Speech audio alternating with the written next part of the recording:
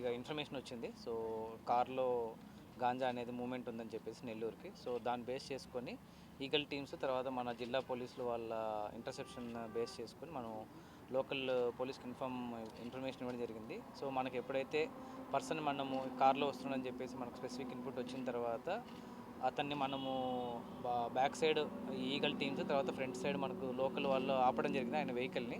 But ఆ క్రమంలోనే అతను కొద్దిగా ఫ్రేషియస్గా చేసి బ్యాక్ తీసుకునేటప్పుడు కానిస్టేబుల్ కొద్దిగా దెబ్బలు జరిగాయి. ఆ టైంలో మనకు సిఐ గారు ఫైర్ చేయడం జరిగింది. సో మనకున్న ఇన్ఫర్మేషన్ ప్రకారం ఇతను ఎవరైతే ఉన్నాడో ఇతని మీద ఆల్రెడీ 4 కేసెస్ ఉన్నాయి. డిఫరెంట్ డిస్ట్రిక్ట్స్లో 4 కేసెస్ ఉన్నాయి. మనకి 22 కేసెస్ గాంజా మనకు యాక్చువల్గా మనకు రికవర్ అయింది. ప్రజెంట్ ఇక్కడ ఎవరు రిసీవరు తర్వాత అతనికి ఎవరు సప్లై చేశారు అనేది మనకు ఇన్వెస్టిగేషన్ జరుగుతూ ఉంది. సో ముందు కూడా మీడియా వాళ్ళకి మా రిక్వెస్ట్ ఏంటంటే గాంజాకు సంబంధించి గవర్నమెంట్ చాలా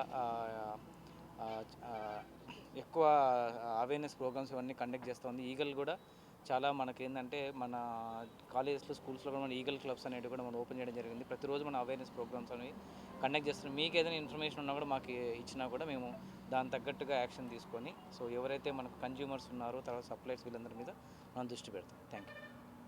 సో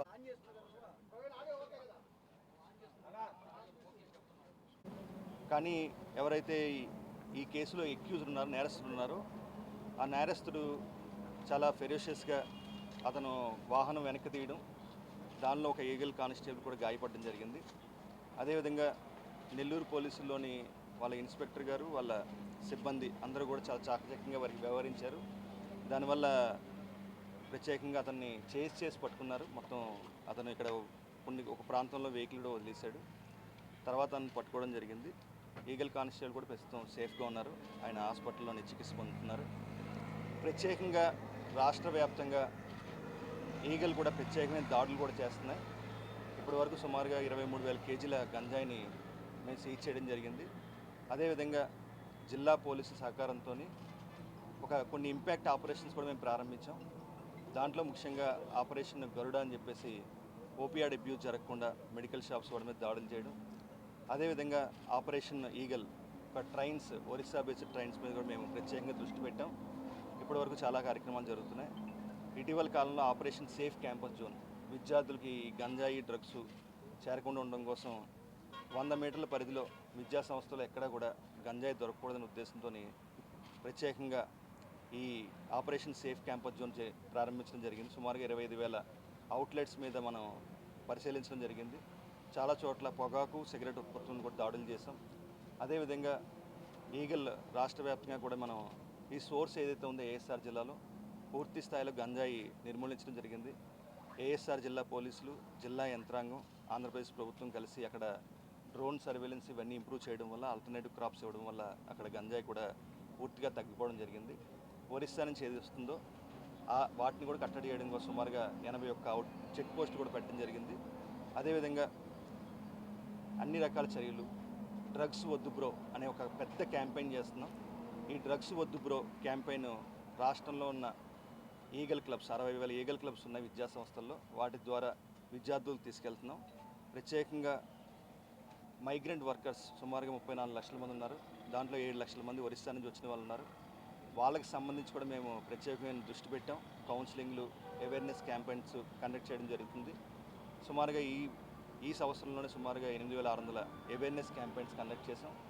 భవిష్యత్తులో కూడా ఎక్కడా జరగకుండా ఉండడం కోసం ఆపరేషన్ హాట్స్పాట్స్ ప్రారంభించడం జరిగింది. సుమారుగా రాష్ట్ర వ్యాప్తంగా 850 హాట్స్పాట్స్ని గుర్తించాం. సర్వేలెన్స్ని ఇంప్రూవ్ చేస్తున్నాం. జిల్లా పోలీసులు కూడా ప్రత్యేకంగా వాళ్ళు డ్రోన్ సర్వేలెన్స్ ఎవరైతే ఈ డ్రోన్స్ ఉన్నాయో డిలాబరేటెడ్ బిల్డింగ్స్ ఏదైతే బిల్డింగ్స్ వాడకుండా అవుట్స్కట్స్లో ఉన్నాయో వాటి మీద కూడా ప్రత్యేకంగా నిఘా పెట్టడం జరిగింది. భవిష్యత్తులోని మేము అందరినీ అప్పీల్ చేస్తున్నాం. ఎక్కడైనా సరే గంజాయి అనే పదం మీ ప్రాంతంలో ప్రవేశించుంటే 1972కి కాల్ చేయాల్సిందిగా ప్రత్యేకంగా మేము అప్పీల్ చేస్తున్నాం. అదేవిధంగా ఈరోజు ఇక్కడ జరిగిన ఇంటర్సెప్షన్లో పాల్గొన్న ప్రతి ఒక్కరికి కూడా ఇన్స్పెక్టర్ సాంబశివరావు గారికి వాళ్ళ టీము అదేవిధంగా ప్రత్యేకంగా ఎస్పీ గారి ఆధ్వర్యంలో ఈ ఆపరేషన్ జరిగింది. జిల్లా ఎస్పీ గారు కూడా ప్రత్యేకంగా ఈగల్ తరపున అభినందనలు తెలుపుతున్నాం.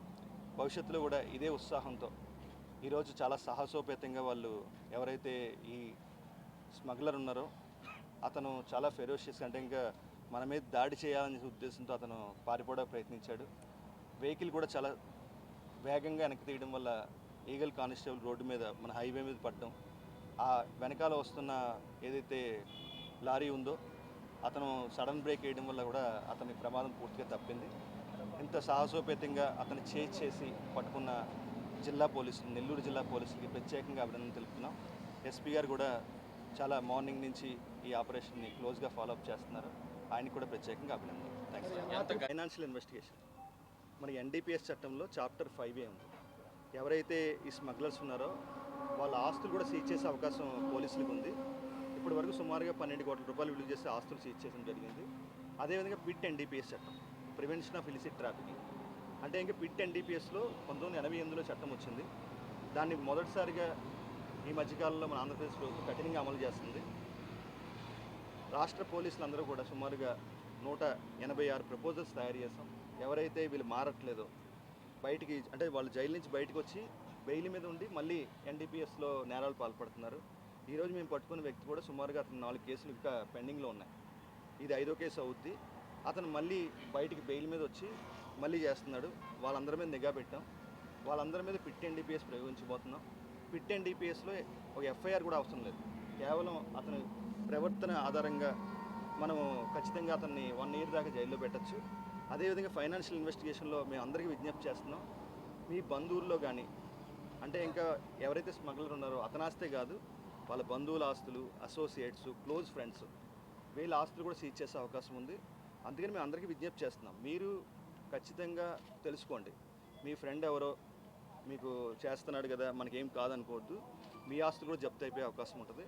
కాబట్టి మీకు ఎవరైనా మీ ఫ్రెండ్స్లో కానీ, మీ బంధువుల్లో కానీ ఎవరైనా గంజాయి కానీ, డ్రగ్స్ కానీ ఇటువంటి వ్యాపారం చేస్తే మీరు మౌనంగా ఉండొద్దు. 197 సమాచారం అందించండి. అదేవిధంగా గతంలో నాకు చాలా చోట్ల నేను మీడియా సమావేశంలో కొంతమంది అడిగారు, ఈగల్లో సభ్యులు ఎంతమంది అని చెప్పేసి. ఈగల్లో రాష్ట్రంలో ఉన్న 5 కోట్ల మంది సభ్యులే. ఇది డ్రగ్స్ అన్నది అంతర్గతంగా మనల్ని బలహీనం చేస్తుంది. మన దేశానికి యువకులే చాలా పటిష్టంగా మన దేశాన్ని ముందుకు తీసుకెళ్ళాలి. వాళ్ళని బలహీనం చేసే ఈ డ్రగ్స్ ఉంది కాబట్టి ఖచ్చితంగా ఎవరికైనా సరే, నా క్యాంపెయిన్ కూడా ప్రతి తల్లి కూడా ఈగల్ బ్రాండ్ అంబాసిడర్.